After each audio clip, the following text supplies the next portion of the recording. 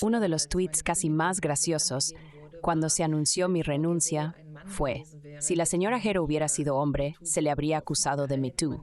Si no se le hubiera acusado de Me Too, se le habría acusado de abuso sexual. Lo encontré gracioso porque, claro, muestra que cuando no se te ocurre nada más, el plagio tiene que servir como el último espantajo, que, por supuesto, solo es una acusación en el ámbito intelectual o académico.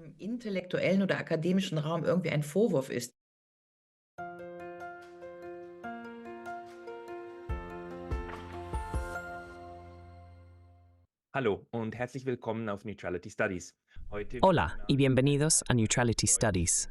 Hoy, una vez más, con una contribución en alemán, porque estoy hablando con la doctora Ulrike Gero, una de las politólogas más conocidas de Alemania. La doctora Gero es la fundadora y codirectora del European Democracy Lab. Fue profesora en la Universidad de Educación Continua Krems desde 2016 y desde 2021 hasta 2023 fue profesora de política europea en la Universidad de Bonn, hasta que esta última la despidió el año pasado por acusaciones de plagio. La doctora Hero también fue crítica de las medidas estatales contra el coronavirus. En ese momento, presentó análisis importantes de la situación social en público, incluyendo en el canal del filósofo Gunnar Kaiser, quien nos dejó demasiado pronto. Cuando estalló la guerra en Ucrania, fue una de las primeras firmantes del Manifiesto por la Paz de Sahara Wagenknecht y Alice Schwarzer. También se ha expresado repetidamente en los medios alemanes a favor de una solución diplomática inmediata al conflicto. Por su análisis basado en el realismo, fue duramente criticada.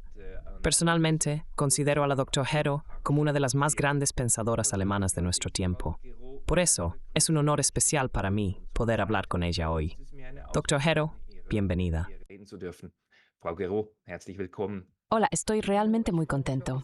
Muchas gracias. Ich danke Ihnen und vielleicht Les agradezco. Y quizás empecemos justo con estas insoportables acusaciones de plagio. Señora Hero, ¿cómo está usted? ¿De qué se le acusa? ¿Y dónde se encuentra hoy? Hoy es 18 de marzo, el día en que hablamos. wo wir miteinander sprechen. Sí, primero que nada, gracias por la pregunta, por permitirme exponer esto aquí. ¿Cómo estoy? Estamos entrando en la primavera y en Berlín el sol comienza a brillar lentamente de nuevo. Eso es muy bonito. Yo estoy, digamos, un poco cansado de esperar. Me despidieron el último febrero. Eso fue hace más de un año. Y por muchas razones después presenté una demanda por despido improcedente, porque cuestiono el despido o la validez del mismo. Y por muchas razones la fecha del juicio se ha pospuesto 5 veces. Así que de septiembre a octubre, a enero, a febrero, ahora a abril. Y cuando uno está colgado entre dos aguas durante 14 meses sin saber exactamente qué va a pasar, y dependiendo mucho del resultado de este proceso judicial para mí, por un lado la rehabilitación, esperemos, y por supuesto cualquier tipo de compensación financiera, entonces esperar 14 meses es un largo tiempo. Así que en ese sentido me siento bien, pero también estaré contento cuando finalmente sea el 24 de abril el procedimiento ante el Tribunal Laboral en Bonn, cuando finalmente haya terminado. Sobre el caso de Hero, quizás debería mostrar esto a la cámara, el caso de Hero. Intento de una ejecución pública. Quiero enfatizar, este no es mi libro. No escribí este libro, no lo inicié. Fue publicado por Gabriele Gysi. En el libro se encuentran 3 contribuciones para aquellos que quieran leerlo. Für diejenigen, die das nachlesen wollen, es ist ein kurzes Buch, also das kann man schon mal in 1,5 Stunden so durchlesen. Es un libro corto, así que se puede leer en 1 hora y media. El primer artículo es de 2 sociólogas, la señora Egner y la señora Uhlen-Winkel, quienes realizaron un estudio empírico sobre las destituciones en las universidades alemanas desde 2020 y llegaron a la conclusión de que a nivel de profesores no estamos hablando del personal intermedio. 25 profesores han sido destituidos por razones poco convincentes, despedidos o se han ido. Esto no incluye, digamos, al personal intermedio, que en parte tiene contratos temporales y simplemente no se les renueva. Entonces, eso no es un despido, sí, pero aún así la gente se va. Eso ni siquiera está incluido. Esto significa que, en primer lugar, este volumen clasifica y enfatizo mucho en que no soy un caso aislado, sino que podemos observar que evidentemente hay destituciones por otros motivos en las universidades alemanas. El segundo artículo trata sobre el plagio. No es de Christoph Lowen. Analiza mis errores de manera bastante dura, llega a la conclusión de que son trivialidades, llega a la conclusión de que, y me disculpo por ello, son negligencias. Por ejemplo, el discurso indirecto sin comillas, es decir, que uno dice el autor tal escribe en su libro tal, coma, esto y luego faltan las comillas. Also sagt, der Autor sowieso schreibt in seinem Buch sowieso, das und dann fehlen die Anführungsstriche. Jetzt kann man darüber streiten, ob indirekte Rede überhaupt. Ahora se puede discutir si el discurso indirecto necesita comillas o no. De todos modos, lo que quiero decir, como también argumenta o analiza el señor Lowe, son realmente trivialidades.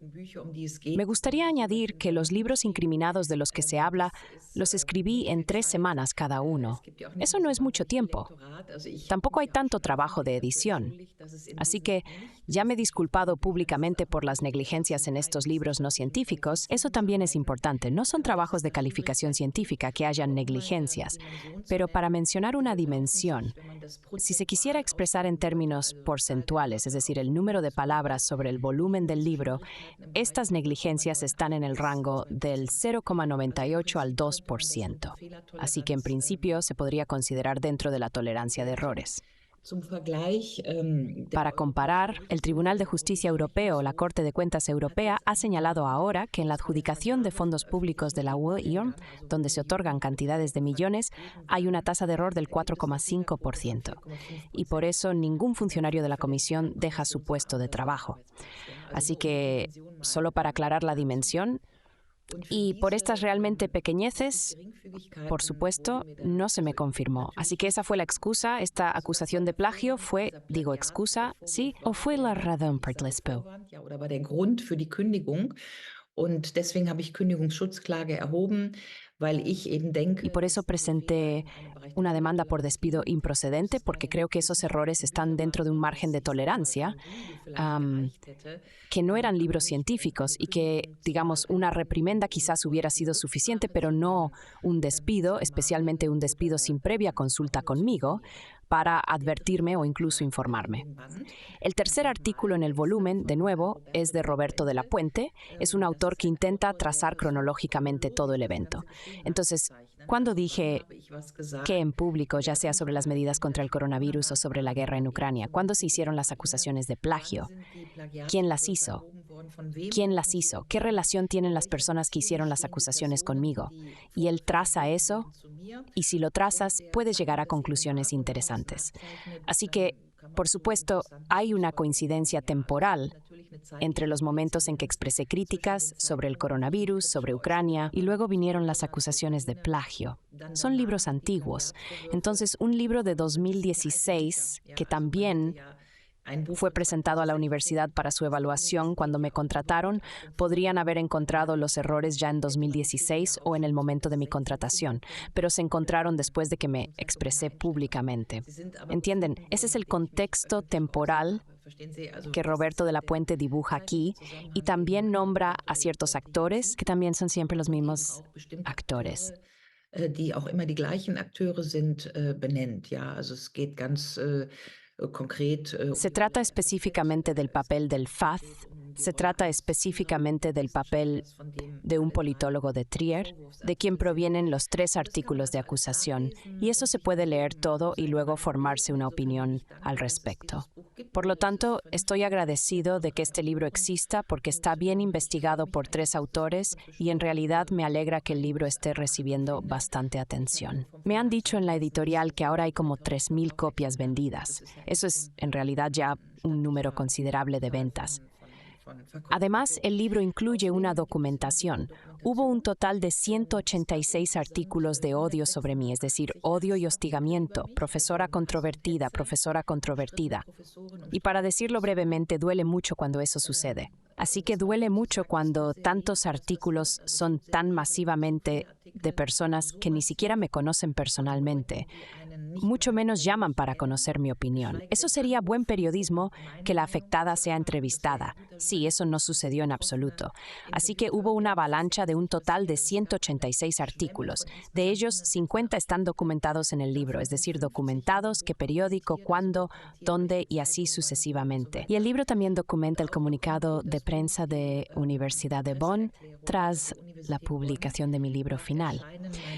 En octubre de 2022 escribí un libro con Hauke Ritz sobre la guerra de Ucrania que se llama Final de Europa. Hago mucho hincapié en que, por ejemplo, en este libro no se ha encontrado ni un solo error. Dass man also zum Beispiel in diesem Buch keinen einzigen Fehler gefunden hat, keinen einzigen Fehler, weder inhaltlich noch. No cometí ni un solo error, ni en contenido ni en forma. Y este libro lo escribí junto con Hauke Ritz. Y es un ensayo. Así que escribimos al principio que es un ensayo, las cosas, la forma de ver la guerra ucraniano-rusa de manera diferente, de evaluarla de manera diferente. Incluso citamos a Adorno, así que al principio Adorno en su famoso ensayo sobre el ensayo. Ensayo significa intento, que es simplemente el intento de adoptar una perspectiva diferente, lo que básicamente es la base de un discurso científico. ¿A dónde miramos? ¿Desde qué perspectiva iluminamos un evento? Eso es lo que hemos intentado. Y 10 días después de la publicación del libro, que se publicó el 24 de octubre de 2022, 10 días después, la universidad se distanció públicamente de mí. En la declaración de distanciamiento, mi nombre no se menciona explícitamente, pero estaba completamente claro que yo era a quien se referían, porque después 6 periódicos supranacionales recogieron el distanciamiento de la universidad y luego me mencionaron. Así que era obvio para todos, incluso si la universidad no me mencionaba, todos sabían que yo era a quien se referían. Y el proceso es inusual en el sentido de que yo no escribo libros en nombre de la universidad, sino que escribo libros, o en este caso un ensayo, de un libro no científico. Yo creo que vamos a ir a una computadora que crea participar en los días. Wir wollten ja bewusst einen europäischen Aspekt dieses Konflikts. Queríamos destacar conscientemente un aspecto europeo de este conflicto, y yo soy profesora de política europea, por lo tanto quería permitírmelo. Y es notable, quizás para concluir, que este libro ciertamente ha causado un gran revuelo y también el distanciamiento de la universidad de mí. Y el despido ocurrió después, así que ocurrió en febrero de 2023, unos meses más tarde. Y también es notable que aún en el verano de 2022, un colega me dijo que la Universidad de Bonn había pasado mis libros, que luego fueron incriminados por plagio, por un software de detección de plagio. Y se encontró que no era mucho, como acabo de decir, del 0,98 al 2%. Me dijo que no me preocupara, que ahora tenían que convocar a una comisión, a la comisión debido a la presión pública, y luego recibiría una reprimenda, pero que no me preocupara. Eso fue en el verano de 2022, después del libro sobre el coronavirus, en el que critico las medidas. Luego escribo el libro sobre el final de Juego de Europa y luego viene el despido. Esto es al menos notable como una secuencia cronológica, porque cuando se convocó a la comisión de plagio en diciembre de 2022, pensé que esto era exactamente lo que me habían dicho. Ahora se convocaría a esta comisión y luego sería reprendida por algunas negligencias, y en cambio vino el despido realmente de la nada, sin información previa. Y eso me golpeó mucho, simplemente. Getroffen einfach, ja, also. Jetzt müssen Sie mir kurz helfen, weil ich in Ahora tiene que ayudarme un poco, porque en Japón utilizo más o menos el sistema estadounidense con posiciones de tenure y posiciones contractuales.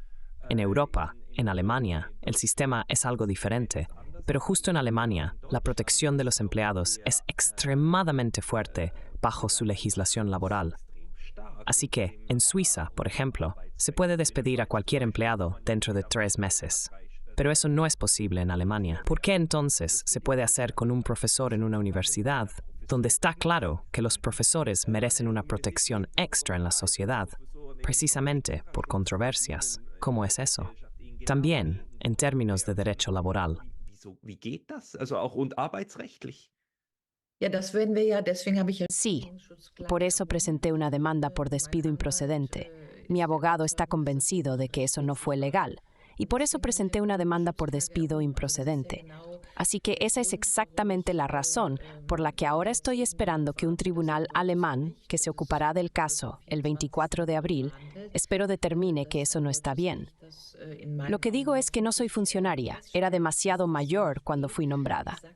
Así que ya había estado en Austria antes, pero como no soy austríaca no pude convertirme en funcionaria allí. Y luego estaba empleada en el servicio público. Fui nombrada a la Universidad de Bonn a los 57 años, así que estaba empleada en el servicio público. Pero ahora es el derecho laboral alemán el que tiene que decidir en qué medida eso fue ilegal. Y en ese sentido, estoy ansiosa por esta decisión. Por ejemplo, no hubo ninguna advertencia previa. Sí hay una regla de oro en el derecho laboral alemán. Sin advertencia previa, no hay despido. Esa es, por así decirlo, la regla de oro del derecho laboral y por eso decidí hacer que se revisara. Deswegen habe ich mich entschlossen, das prüfen zu lassen.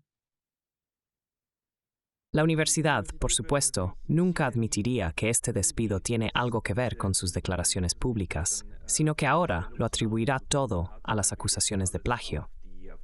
A lo que hay que añadir, por supuesto, que Alemania también tiene una historia trágica con estas acusaciones de plagio. Es decir, perdieron a un presidente por acusaciones de plagio. Necesito que me ayuden un momento. ¿Cómo se llamaba? Presidente de la República. Sí, exactamente. Y al final resultó que 2 años después todo era infundado. Es decir, fue absuelto completamente de estas acusaciones. Pero para entonces ya no era presidente, porque por supuesto había renunciado debido a estas acusaciones. ¿Qué opina sobre el sistema? Hat das System Ihrer Ansicht nach? Also erstmal lege ich großen Wert darauf, dass ich Entonces, primero quiero enfatizar que cuando hablo de este caso de manera lo más sobria y objetiva posible, de ninguna manera es mi intención hablar mal de la Universidad de Bonn o de los actores involucrados, no se trata de eso. Así que realmente quiero pedir enfáticamente que intento, o también los autores en este libro han intentado contextualizar el caso. Entonces, esencialmente, creo que no se trata de mí, ni de mi persona, ni de este plagio, sino de una situación social que aparentemente ha surgido en la República Federal, donde la presión por conformidad, la limitación de los corredores de opinión y así sucesivamente han llevado en ciertas situaciones, por ejemplo, en la discusión sobre las medidas contra el coronavirus o en la discusión sobre la guerra ruso-ucraniana, a restringir extremadamente los corredores de opinión y donde una sociedad aparentemente altamente hipnotizada o agitada no quería dejar que otras voces se escucharan. Y creo que esa es, en primer lugar, una situación específica. No tenemos coronavirus todos los días y tampoco tenemos una guerra todos los días. Esas son situaciones nuevas. Me parece que toda una sociedad necesita, de alguna manera, encontrar un equilibrio. ¿Qué está permitido ahora bajo estas emergencias? Was ist denn jetzt unter diesen Notständen, was ist da noch erlaubt? Also das scheint mir so ein gesellschaftlicher Prozess zu sein. Entonces, esto me parece ser un proceso social, así se argumentó también con el corona. Es una circunstancia especial y por eso. Y con la guerra es un poco similar. Entonces es guerra y por eso. Y por lo tanto, de nuevo, no se trata de hablar mal de nadie. Lo digo expresamente. O sea, creo que la Universidad de Bonn es una gran universidad, estoy contento de haber ido allí. Y quizás también sea importante decir que yo debería haber dirigido un instituto, el Instituto Sandra Ernst Robert Curtius, es decir, un instituto de estudios europeos. Y también es importante para mí decir que en la página web de este instituto se menciona que la tarea de este instituto es repensar Europa en el siglo XXI más allá de las suposiciones paradigmáticas del siglo XX. Europa y su papel en el mundo. Y en realidad pensé que mi ensayo El final de Europa era exactamente eso. Es decir, un ensayo, un intento de adoptar otras perspectivas y repensar Europa más allá de las suposiciones paradigmáticas para el siglo XXI. Entonces, Europa en un mundo multipolar. Luego vienen estas reacciones masivas, que no son la universidad, eso también es importante decir, sino que la universidad estaba bajo presión. Entonces había la Asociación de Estudiantes, los JUSOs, el Parlamento Estudiantil.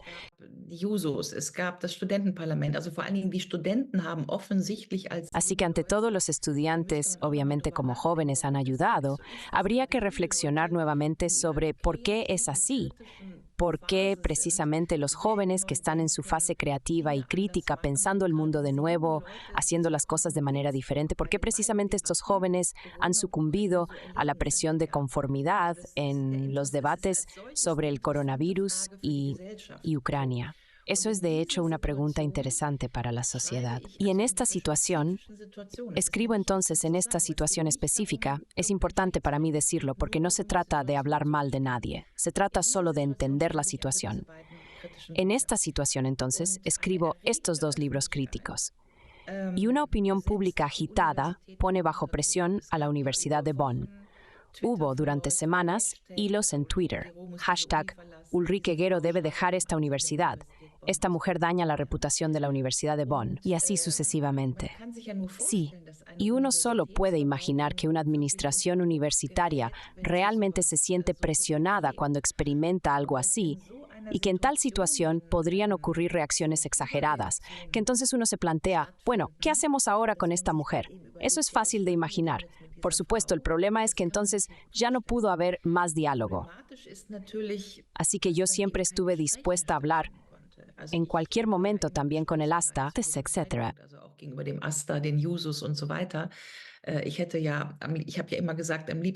Siempre he dicho que preferiría que discutiéramos mis libros en el aula. Esa sería la función de la universidad, que discutiéramos los libros en el aula de manera controvertida. Pero las cosas no han sucedido así. Eso fue un largo rodeo para responder a su pregunta, que es, si surge una situación como la descrita, se podría suponer que se necesita encontrar algo para deshacerse de esa persona. Y en ese sentido, la mayoría de las acusaciones de plagio que ahora conocemos en Alemania, contra Annette Schavan o Sue Gutenberg o Christian Wulff o quien sea, han surgido contra personas que por alguna razón se han vuelto impopulares o indeseables. Sí. Mientras que otras personas de quienes también sabemos que los libros, digamos, están casi completamente plagiados, como Annalena Baerbock, es un buen ejemplo de ello. Obviamente, este libro que escribió antes de las elecciones es un 90% plagio. Sí, pero la persona que no es indeseable puede y la persona que es indeseable no puede. Así que básicamente se debería examinar si se está aplicando un doble rasero. Y creo que se puede afirmar eso si se observan las acusaciones individuales. Lo segundo que se debería examinar, o lo que la sociedad tendría que responder, en mi opinión, sería cómo queremos, como sociedad, Plagiatsjägern umgehen möchte, ja, weil die kriegen ja zum Teil Geld dafür. Sí, porque en parte reciben dinero por ello. Realmente se les encarga en parte verificar a personas para decir ahí hay alguien que es indeseable. Mira otra vez a ver si encuentras algún cadáver en el sótano, algo así. Y realmente no tengo nada en contra de que se expongan comportamientos deshonestos o violaciones de la ley en la República Federal. Sin embargo, me parece que esta caza de plagios forzada es un fenómeno específico de los tiempos recientes que cumple exactamente ese propósito, es decir, que básicamente personas autoproclamadas hacen casi como trabajos por encargo para encontrar argumentos con los cuales presionar a ciertas personas fuera del espacio público. Y creo que eso es algo que la sociedad, realmente la sociedad, también la universidad, deberían discutir ambas cuestiones. Es decir, la primera pregunta, ¿qué se hace con estos cazadores de plagios? ¿Cómo lidia la sociedad con ello? Porque el punto es aún importante. Lo dijo, en el momento en que se hacen las acusaciones, la vida de los afectados termina. Y si las acusaciones de plagio se refutan 2 años después o no, el desmentido no interesa. Y ese es precisamente mi problema, porque el daño ya está hecho. He sido apartado de la universidad desde hace 1 año, y no solo de la universidad, sino en realidad también de la vida pública. Sin pago, sin salario. Bezahlung, genau. Also ich habe von Februar auf März letztes Jahr einfach Sin pago, exactamente. Así que no recibí salario de febrero a marzo del año pasado. Imagínate el shock personal de tener que pagar créditos para el apartamento, tener 2 hijos, etc. Y del 16 de febrero al 1 de marzo no llega el salario, simplemente no llega. Así que imagínate, si tienes 57 años y no tienes pareja, primero tienes que procesarlo. La mayoría de la gente siempre piensa que hay un esposo que todavía gana dinero. O probablemente la mayoría piense que si uno está en los medios, tiene mucho dinero. O la gente imagina que de todos modos todos han heredado algo. No, yo vivo de mis ingresos. Y no tener ingresos de un día para otro, eso es realmente una crisis existencial. Es decir, lo que hacen estos cazadores de plagios, quiero volver a mencionarlo, realmente destruyen vidas. Y si después se demuestra que tienes razón o no, y si estas acusaciones se refutan, realmente es secundario para la persona afectada. Y pensar en esto en una sociedad abierta creo que es importante. Creo que por eso el libro también tiene el subtítulo Intentos de una ejecución pública, porque el intento inmediato es aparentemente destruir a alguien primero. Offenbar jemanden erstmal zu vernichten. Also und die Aufgabe, die wir Entonces, la tarea que tenemos como intelectuales y como académicos es también analizar lo que está sucediendo en nuestras sociedades en este momento, porque eso es precisamente lo difícil, lo hermoso. Yo soy en realidad historiador, así que escribí una tesis doctoral en historia. Lo hermoso de la historia es que se puede mirar hacia atrás con calma y observar con toda serenidad lo que ha sucedido, porque los ánimos ya no están exaltados. En el aquí y ahora, todo está hirviendo. Y entonces hay que intentar desescalar eso. Y lo que vemos en este momento es una inversión social de acusación y veredicto que está sucediendo. No es solo en el contexto académico. En lo académico, por supuesto, también. Así que su caso se suma a una larga letanía de casos internacionales. in eine ganze Litanei an internationalen Fällen. Also Frau Claudine Gay heißt sie ja in den USA. Sie war, Genau. Claudine Gay se llama en Estados Unidos. Era la presidenta de Harvard y tuvo que irse porque al final vinieron acusaciones de plagio, después de que se había posicionado positivamente respecto a la libertad de expresión de sus estudiantes sobre Palestina, y entonces fue rápidamente apartada. Y vemos esto también en otros ámbitos. Así, el muy grande y muy famoso youtuber Russell Brand no fue confrontado con acusaciones de plagio, sino que se le hicieron acusaciones de acoso sexual, y su canal de 6 millones en YouTube fue inmediatamente desmonetizado en el Reino Unido, con el argumento de que sí, si hay acusaciones, no debería poder ganar nada más. Eso es todo, aunque aún no había ninguna acusación formal. Así que aquí realmente se acaba con la gente con mecanismos sociales, que también se exponen en público. Por eso mi pregunta, ¿cómo deberíamos manejarlo como académicos, que se supone que debemos expresarnos públicamente? Porque esa es también nuestra misión, y porque también queremos asumirlo. Si entonces, como a él ahora, nos amenaza la ruina financiera y personal, ¿cómo maneja usted esta situación? Der finanzielle und persönliche Ruin droht. Also wie gehen Sie damit mit dieser Lage? Also erstmal, auf die Entonces, primero, para abordar las acusaciones de abuso sexual, uno de los tweets más irónicamente divertidos cuando se anunció mi renuncia fue: si la señora Hero hubiera sido hombre, se le habría acusado de Me Too. Si no se le hubiera acusado de Me Too, se le habría acusado de abuso sexual. Lo encontré divertido porque deja claro, cuando no se te ocurre nada más, el plagio tiene que servir como el último espantajo, que por supuesto solo es una acusación en el ámbito intelectual o académico. La mayoría de la gente afuera hace copia-pega, ya sea que tu nota al pie esté correcta o no, lo importante es que el libro sea bueno, digo yo. Por cierto, para decirlo de nuevo, así que realmente se me puede acusar de muchas cosas, digamos negligencias, sí.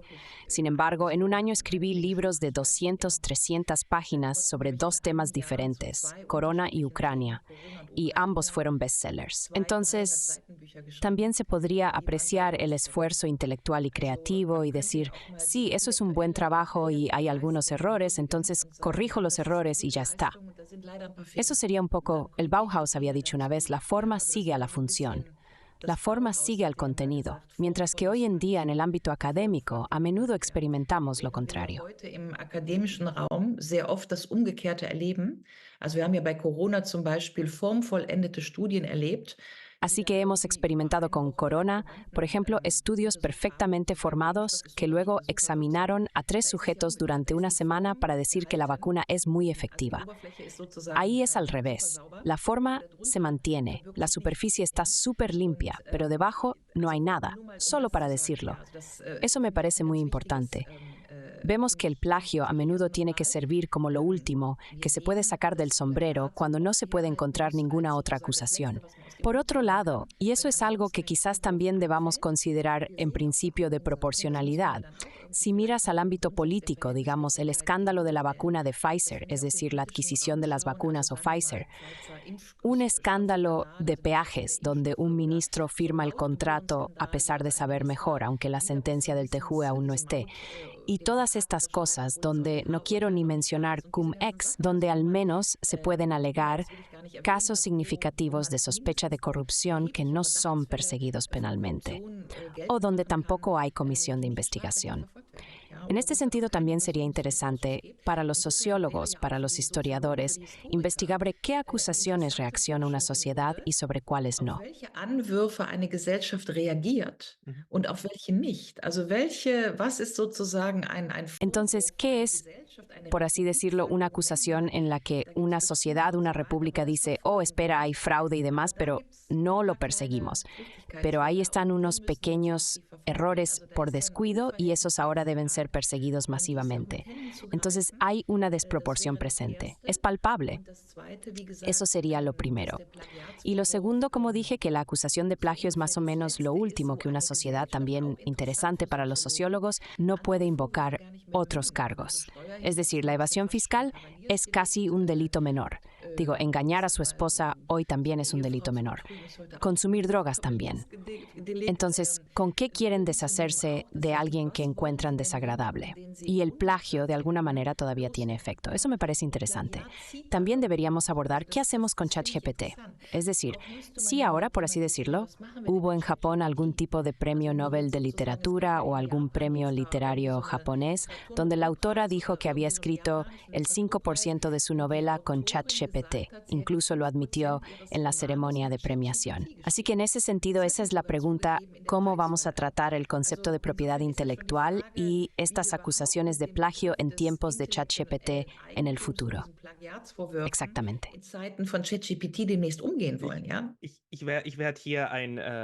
Voy a mostrar brevemente un artículo durante la producción más tarde que mis amigos científicos me mostraron ayer, en el que se presenta un papel publicado en una revista revisada por pares. La introducción comienza con claro, aquí hay una posible introducción. Esa es una introducción de GPT en una revista revisada por pares que fue publicada. Sí, exactamente. Pero yo... Ja, genau. So, aber jetzt kommen wir zu Ihrer eigentlichen Frage. Ahora llegamos a su pregunta principal. ¿Cómo lidiamos con el hecho de que ahora vemos y analizamos en diferentes direcciones? Porque hasta ahora hemos intentado contextualizarlo y realmente hemos dado a la sociedad algunas tareas para reflexionar. ¿Cómo quieren lidiar con el plagio, con los cazadores de plagios, con las desproporciones en las evaluaciones y así sucesivamente? Y su pregunta, también en relación con la profesora de Harvard, me preguntó cómo manejar la situación cuando se tiene la sensación de que en un país que formalmente garantiza la libertad de expresión y la considera un bien preciado como un derecho fundamental protegido eternamente por la Constitución, se tiene la sensación de que, sin embargo, esto no sucede. ¿Cuál es entonces la presión personal si uno se atreve a seguir adelante? Y la respuesta más honesta que puedo dar es, no habría imaginado que sucedería esto. Simplemente, si puedo decirlo así, tenía y de hecho todavía tengo. Por eso estoy realmente ansioso por la fecha de la Corte, el 24 de abril. Tengo una gran confianza en esta república y deseo que la presunción de legalidad se mantenga.